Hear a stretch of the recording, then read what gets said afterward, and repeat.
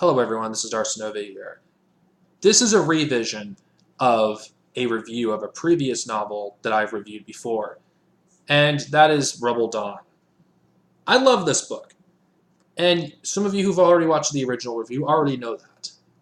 But I feel obligated to have every book that I've read and reviewed uploaded, even if I have to redo the review from scratch. So, even though if you're watching this, in order that I uploaded it, it's going to be weird seeing one video in shitty quality and one video in suddenly much better quality. It's because this was recorded after I got a webcam. So that's why. Anyway, the story of this takes place during, around, I believe it's around a year before A New Hope, or I believe 2 years. I don't know. It begins sometime before A New Hope, but it begins right when Han Solo meets, Luke and Ben. So it takes place in the span of about 2 years to about a year and a half. I'm not 100% sure. It's been a while since I've read this book. It's a great conclusion to a great series. You get to see a side of the galaxy that you don't see that much in the Star Wars novels, because the Hutts are not really featured that much. You don't get to get inside their head or learn that much about their culture. And this also explains certain things about Java. And yeah, the way this ended, it ended, how all of us would expect if you were to read this, from the first book, Paradise Share. Some of the things that are mentioned in Empire Strikes Back, like what Lando said, how dare you come here after what you pulled. It's explained in here why he said that. The Death Star plans is explained in here, but honestly, barely any part of the Death Star plans are even mentioned here except towards the end of the book.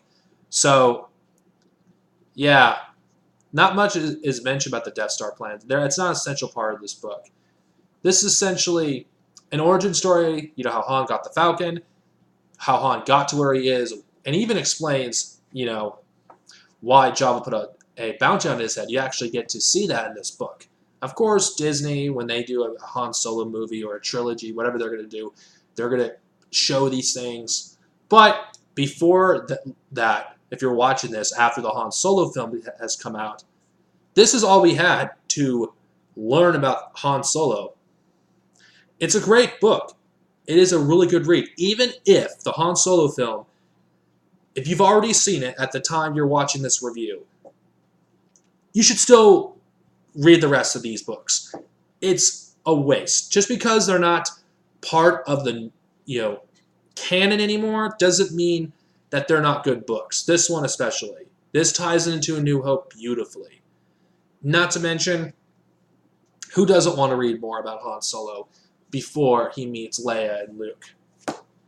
I know I would. So yeah, that's pretty much it. I didn't have that much to say because I've already said everything I wanted to say before, and I don't want to repeat myself. There's some things I may have glossed over, like Chewie meeting, getting married, which you get to see in this book. You also get to see Han Solo meet, Barra Thane again. You even learn some stuff about Boba Fett in here. It's not like I'm glossing everything over. It's just, I've covered this stuff before, and I personally don't like doing revisions, but I don't like even more having a gap in one of my reviews. So that's why. There will not be an intro for this one. It's just going to be as is. This is Darcinova over out. May the Force be with you, and see you next time with my review on Quillen Voss, Jedi in Darkness. Later.